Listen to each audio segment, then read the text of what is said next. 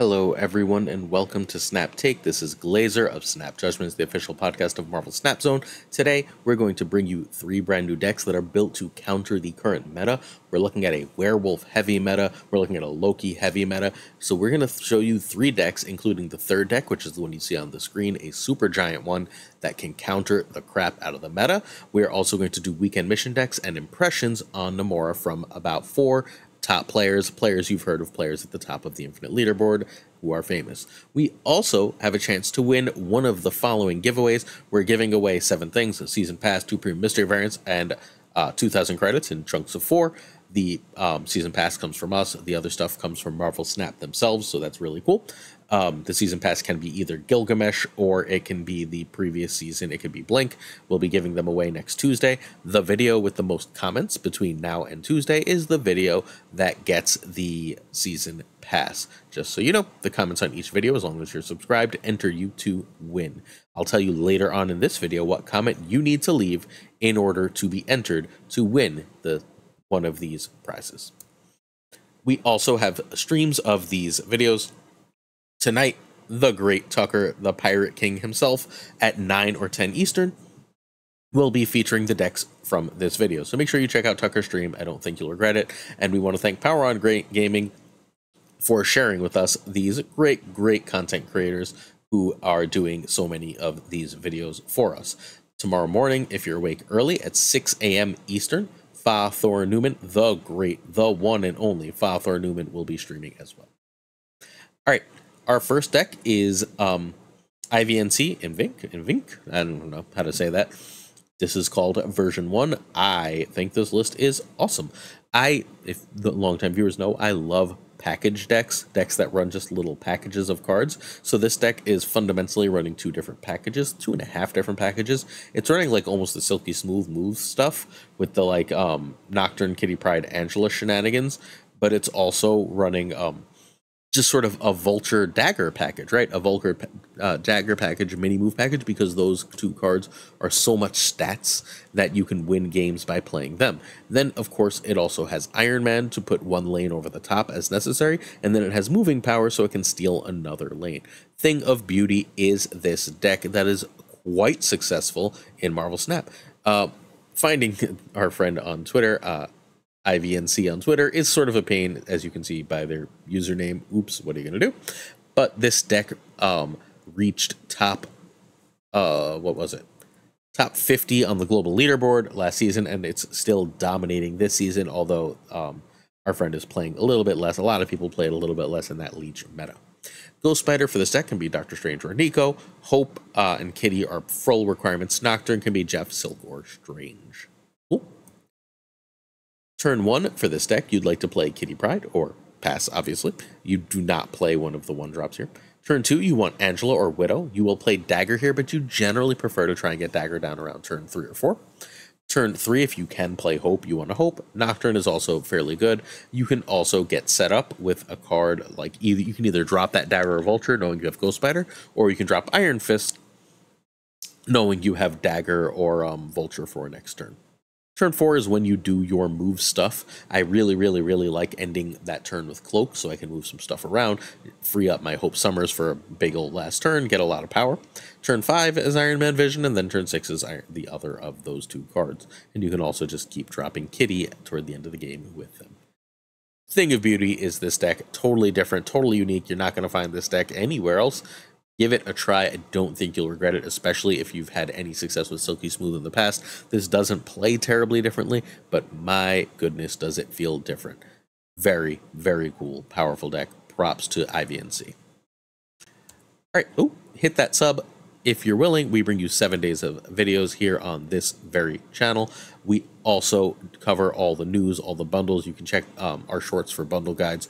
If you already subbed, hit that like and comment button. It really helps us out. Watch the video as long as you can. It's the only way to A, get all the decks, and B, it really does help the channel grow, and we greatly appreciate your willingness to do so. Our next deck is Rain Snap's Thanoki. I've been kicking ass with this deck. I should probably just keep playing it, but I'm learning the new meta. I need to calm down. I'm climbing, damn it. But this is Rain Snap's Thanoki. This won a Card Thwips tournament. It is one of the better and more interesting and cheaper Thanos lists around right now.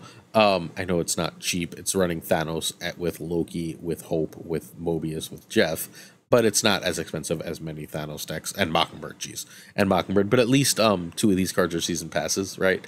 Loki and Hope. So if you've been playing long enough, hopefully you have Loki and Hope. Jeff is one of the most owned cards in Marvel Snap. Mobius is one of the most owned cards in Marvel Snap. Thanos is one of the most owned cards in Marvel Snap, which really leaves Mockingbird as a card that many of you won't have. So, you know, doable. You could technically replace Mockingbird with like a Cull Obsidian or a Crossbones or something, but I think Mockingbird is pretty freaking important. Jeff, Thanos, Loki, and Hope are needed for this. Magneto should really be Red Hulk, but when Rain made the deck, they forgot they had put Magneto in for weekend missions and ended up winning the tournament with Magneto. So, like, okay, Magneto's perfectly fine as a replacement, proven. Mobius can be Luke or Red Guardian or whatever really like good 3-drop you like. Usually Jeff is not needed for this kind of list, but because you have Professor X, you really like it. You can find Rain on twitter.com/RainSnap. And if you want to find Card Thwips, which are regular tournaments, you want to check twitter.snapster_ID. That is the official Marvel Snap Indonesian account, which runs the Card Thwips tournaments fairly often. Winning these tournaments is no mean feat. These are really, really great players. All right, so this could straight up answer the meta. This has really great answers to Loki. This has really great answers to Bounce. It is just fantastic. And just in case you're like, but how? Well, it answers Bounce because Shadow King is in the deck. It answers Loki because Mobius is in the deck. It's got Shang-Chi to answer several other things. Professor X limiting these deck space causes them all sorts of trouble. Turn 1, draw Stone if you can. Turn 2, Mind Stone if you can. It's better than other draw, better than Jeff. Turn 3, Hope is your priority. If you don't have Hope, you'd really like to Psylocke into that Vision.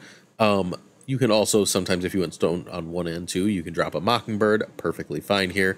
Mobius is good as well if you know what your opponent's playing, and the opponent seems to be doing something where Mobius would be great against them. Turn 4, you would really like Loki.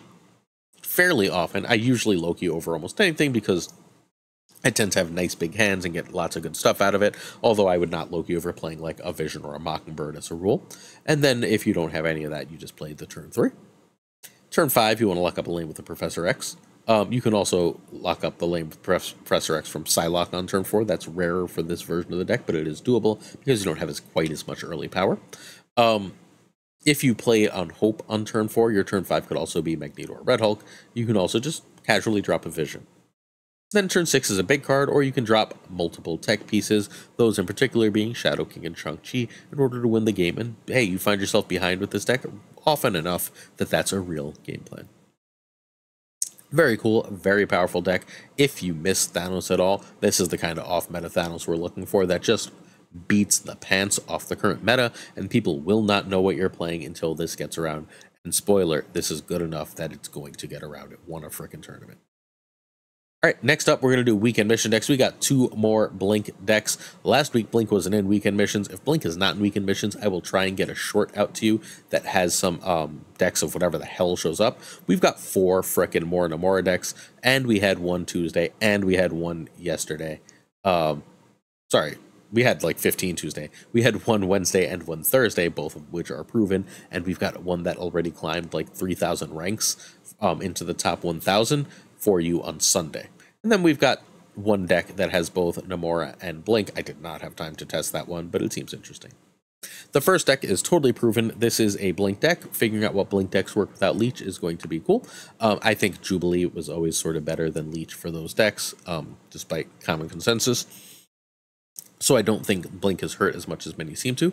You do not want to blink away your Beta Ray Bill, but if you happen to Red Guardian on 4, and with Werewolf in the meta, you're going to Red Guardian on 4 a lot more. If you Jubilee or if you Enchantress on 4, then Blink is an absolutely stellar card. It's going to get you that Jane, which is at worst a 5/9, especially if you played Thor Classic on 3.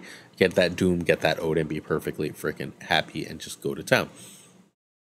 I'm sorry, could also get Claw, so be careful to try and play them in the left or center lane where possible. This is just a cool list. This has a really high win rate with a really high cube rate. Raven is a content creator who built a hell of a cool deck. So if you have Beta Ray Bill, and are looking for some blink weekend mission decks, try this one out. Also, Domino, so Reddit can get really mad at Raven too. Alright, we're going to talk some Namora decks now. So I asked Avazord, Sizer, Tanjo, Lambie, and W what they think about Namora. So we're going to talk about Namora, and then we're going to look at Namora decks. So Avazord says, Namora is not good in this meta, which is sad because she's so badass. He expects a buff to 4-4 or 5-9. I would expect a 5-8, not a 5-9, but that would be fine. Sizer thinks her true home is a Marvels deck. We're talking Captain and Miz. I'm going to tell you right now, we're going to look at a deck where Captain Marvel has been the single best card with Namora for me, so that would not shock me. I also get the Miz Marvel thing.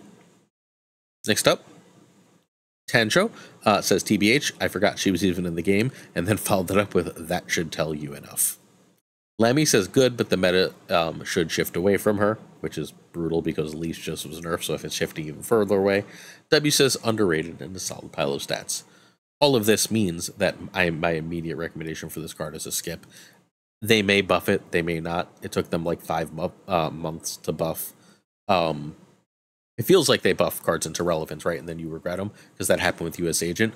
But like it took them like months to buff Grandmaster, and who knows if it's any good. Meanwhile, it took they buffed Hercules after a week and he still isn't good. So like just because they may buff her doesn't mean it's worth necessarily getting her, but I do not expect her to be good right now. All right, Phil Woodward's Spectromora is our first list. This is fundamentally a list that is intended on combining the Spectrum ongoing nonsense that we see all over the place with Namora. So really cool. The thing that I like that this list does best is if you go Wong and Namora, people are going to expect you to Odin, and like they'll try and like move some stuff. And if you just drop Spectrum, you have the potential to get a lot of power on like on the board. You're adding +4 to a bunch of different cards. I think that's really cool. Quinjet is in this list. Quinjet should probably be like Howard the Duck or something, but you get random cards in Marvel Snap in an awful lot of different ways. The other thing that I learned that these decks have been teaching me is that Wong into Odin with White Tiger is 32 power in a lane, and 32 power in a lane usually wins. So Wong, White Tiger, Odin is just exceedingly powerful in game winning. Next up, we have Dara's Namora. This is the proven most effective Namora deck thus far. This is the bog standard version, where it's just running all the cards you would expect from the standard version of the list, where it's saying I can use Namora with Wong and Odin to make some giant stuff, or I can do the White Tiger combo, or I can get a like Namora off on Wong, and then I can just Doom and get like an extra 10 power in each location. Just this deck is full of options. Really, really cool. This is, again, the most games and the most proven of the list because it's Dara's, and Dara's famous. All right, next up, we have KK Sparkles Under the Sea. I wish KK shared decks more. Please do me a favor and go check out KK Sparkles. Phenomenal streamer and friend of the show. KK Sparkles has this weird deck that plays so much better than it looks. I tried it out. It's really cool. Basically, what you're doing is you'd like to basically use Beast and Carnage to make sure you have one card in the lane and you can't get messed with. And as long as you have that one card in the lane, then Namora is incredibly powerful, right? Your opponent throws a Goblin at you, your opponent throws a Void at you, whatever. You can still Namora last turn as necessary on that Wong and be totally fine. You can Lady Deathstrike on 5 and clear up a bunch of space for a Namora, and then you just end up with like a ton of power. It's very cool. Just genuine huge props to this list for KK Sparkles. No one else is playing anything even remotely like this. You might notice the Psylocke here. You can Wong Psylocke for a ton of energy, right? Or for 2 extra energy, I guess. But what you could also do is if you don't have Wong on 3, you can play Psylocke, and then you can Death Strike to clear some space for your Namora. And that's just such a cool play. Such a cool play. Brilliant ideas all around from KK on this one. Please try this deck. Finally, this is my favorite Namora deck so far. I told you 2 days ago, yesterday, time has lost all meaning, as always for me. But our friend Sizer, rank 1 or 2 player, I don't know where he and Ava are right now in relation to each other, but they are 1 and 2 on the Infinite Leaderboard currently. Sizer hit number 1 for a while with a deck that was this, with Vision. I threw Namora in to see how she felt, and spoiler, the answer is great. She feels freaking great in this list. Juggernaut after a Namora, it means you don't need a crazy amount of power there. You can fill that Namora lane, which is really nice. So like if you go like Angela, Elsa, Cap, whatever, right? Like Nightcrawler on the left, Angela, Elsa, and then you go Kraven, Jeff in 2 different lanes, and then you go Namora to fill that lane. Like you just won. You're in like heaven. Juggernaut's going to win 1 lane. Captain Marvel's going to figure out how to win you another lane.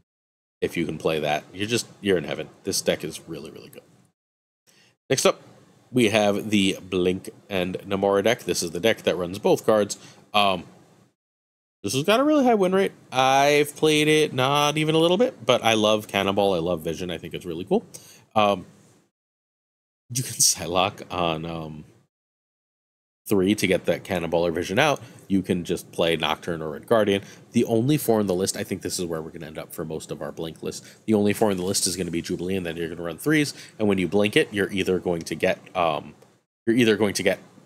that Jubilee, which is going to then pull you another card, or you're just going to get one of your high cost cards. You have more high cost cards anyway, so your odds are in that favor. That is the working assumption of how this Jubilee Blink thing is going to work, and Namora is just really good here, right? You end up with a Nebula alone, you end up with a Nocturne alone, and then you can play like a Jubilee mid and then drop a Namora, right? If it's a Namora, now you're perfectly happy. This list is really cool. I'm going to try this one out for weekend missions, as well as several of these other cool lists I've got all lined up to test out. All right, our final deck of the day is Ika's Counterpunch. Ika is my favorite deck builder in Marvel Snap. Ika is absolutely brilliant. Built the original most successful, the first successful version of the Leech Blink deck that ran White Widow, and it ran a whole bunch of other stuff. That ran Claw. That deck was Ika's deck. KM featured it eventually. I featured it. That deck was incredible. Ika's built 15 different meta decks. You should probably get to know the name if you're new here, because we get you Ika decks early often, and Ika decks often shake up the meta. So Ika, this is Ika's Counterpunch. Fundamentally, what it's built around is messing up your opponents. This counters the whole freaking meta right now. Like Hella decks that want to discard on 5, like, are just super screwed by Supergiant. Just Supergiant's incredible right now. This also has Grandmaster combinations. You can do all sorts of silly shenanigans there. You can super fill their hand with Master Mold, and what are they supposed to do at that point? If they've got 4 Sentinels in hand, now they're completely stuck, right? But you can also just throw a couple of Widow's Bites for decks that don't play a lot over there. You can throw a Grandmaster behind a Supergiant with 3, with whatever 3, pick a 3, Maximus or Nocturne, and then if you play Doom, you can then like double Doom. Just tons of awesome things. You can find Ika at twitter.com/IkaShow. Ika with an S at the end, _show. Ika also is Ika_MTS on Twitch, but has just moved to Canada and is not streaming a ton yet. Grandmaster and Supergiant are needed for this list. White Widow can be Mordo or Sage. I'm going to try Baron Mordo. Everyone I know who's tried Mordo keeps raving about it. I think Mordo's going to be silly. Nocturne can be Captain or Ms. Marvel or Sage, just fine here. Nocturne is just, I think, the best in slot 3 right now. And I really want to fit Hope here, but I can't. So, oh well. If you have Hope and are missing one of the cards, try Hope. So this counters bounce, because you've got Shadow King. They've got a handful of bullshit, so they can't really do their bounce. White Widow helps take up their space. You can figure out where they're going to play important cards and Negasonic them off, and they hate that Supergiant play. This counters Loki, largely, again, because that Supergiant play is going to ruin their lives. And also, you can just put a ton of cards in their hand at the end, and then what are they supposed to do? Although against Loki, please don't Master Mold early. Also, Shadow King is excellent against modern versions of Loki, and they're not going to be able to get a huge combo off. Their Ronin's probably not big, because they're going to have to play cards. It's good against Blink. The Blink decks, you can't blink after a Supergiant, right? And it's great against Annie for the exact same reason. Supergiant is insane there. It's got Enchantress for other matchups. This list is wildly good. So turn 1, you pass. Turn 2, Widow over Mold, and yes, you will play Maximus. Turn 3, Negasonic or Nocturne, depending on the board. If you've got Prio and an obvious idea of where they're going to play, Nega's better, if not Nocturne. Turn 4, Supergiant is better than a 3 or Enchantress. And if you can get that Supergiant down, you can either you can play Ronin. Ronin's amazing. Or you can play Absorbing Man. Or you can play Grandmaster and Negasonic. If you've got Prio, your Negasonic will reveal first. Anything they play thereafter is now dead. And then turn 6, Doom or Maximus and Mold, or you can Shadow King and Grandmaster. Like, it's just wild, the things you can pull off with this deck. It's super cool. One last look at this thing of beauty. No one's playing this list. Play this list. Steal cubes. Beat the meta. You will be happy you did so. Time for questions of the day. Then we do our Patreon, and we're out of here. So, questions of the day. ST Don't Be Evil asks, with almost all cards released being good, should the rest of the spotlight be the determining factor? No. The determining factor should be what kind of deck you want to play. If you know you like Bounce, you should probably go get Sage. If you know you like Junk, you should probably have gotten White Widow. I think what has to determine whether you get the new cards or not that you want, assuming you're like halfway through Series 4 or 5 complete, is what decks you like to play. You're going to have to choose what to get based on what you like to play. Ratko asks if I judge people by rank and if it affects how I snap. So, I'm around rank 500, right now. We'll see how long that lasts, or we're going away Saturday to Sunday, and I'm not going to play. I'm probably going to miss dailies. I'll do some rank. We'll see. I'm not super worried about it. But I'm rank 500. I spend most of my time around rank 10,000. My win rate's better now because I'm paying more attention. But, like, before, when you played me, you had no idea if I was paying attention or not. Sometimes I'm playing there, and my son is talking to me. I lost a few cubes today because one of my students came back from vacation and wanted to show me her vacation pictures from some wedding. And I was in the middle of a game when she decided to do this during one of my free periods. And I lost, like, I don't know, between 8 and 12 cubes as this was going on. Because I just kept playing like a moron because I was not paying attention to what I was doing. I was just sort of autopiloting. But you could also have gotten me while I was, like, completely dominant. I think it's really, really silly to judge people based on rank. Lower ranked people aren't necessarily worse. They're just not very likely as focused. And that's been my experience. I haven't felt like I've in the past few days, I've played Binks, Ava, Shuri Enjoyer, fucking name them. I've played like most of the top players, right? And I've beaten some and I've lost some, and they're better, right? But they're not like insanely better. I think judging people by rank is a little bit silly, personally, and feel free to disagree. One of the big level ups in Marvel Snap, by the way, is just learning to play good decks and not experimenting all the time. Unfortunately, right now, we don't know what's good, so let's wait and see. Corey wants to know my favorite Doctor and Companion. We're talking Doctor Who here, and I'm cliche, so it's just Tennant and Rose. Sorry. I love the current Doctor. I think he's amazing. I love Tennant. I did not love Matt Smith, but I thought Matt Smith had the strongest writing in his series, and I haven't liked anything else that's happened in Doctor Who. But that's my current Doctor Who take. Feel free to yell at me about it in the comments. And if you'd like your questions read out in tomorrow's video, please leave one in the comments. What I'd like you to let me know as well in order to win that season pass is what you think the meta is going to shake out to be. Is Werewolf going to be the meta? Is Sandman or Shadow King or Red Guardian going to make that not the case? Are we going to end up with just Hela again? Where are we going to end up for this meta? What is your take on this? All right, certain tiers of support on our Patreon come with honor. Thanks. If you'd like to check out and be one of these people, check out patreon.com/snapjudgments. I'd like to say thank you to Abigail Giesler, Mandatory Burnout, Cables, David G. Wingfield, Direwolf, LAB, FaThorNewman, Good Dog Gamer, This Is The Way, Inc., Jane Everett, Jaden McDonald's Ho, Caretix Lee, Koiray, Pyrophros, The Goat Seeker, Denman Falcon, Doku, Ginger Prime, Philip Rakovich, Haplo, Kenny Loggins of The Danger Zone, Rob Silverman, The Bizza, X-Rosy and Skippy G, Timmy Nyquist, Snapjudgments League 1 Season Champion, King of Bros, Black Dahlia, The Great Kazoo, Jessica Gamble, Ryan Wood, Kepsi Hoda, Luna Chris, Louis Antunes, Mod Supreme Models, Brand New Friend, Darth Tater, how you doing, Tater? Rema Setala, hey Rema. Brian Kaufman and Tristan H. Martin are friends with real names. Hi, thanks for letting us know your government. The Fuzzy Dunlop, Spectrumix, Hoot, Matt H., DJ Mikey Hijinks, No Frickin' Flex, Ocularis, Craig Sterry. Hey Craig, talk to you in the comments in a few minutes.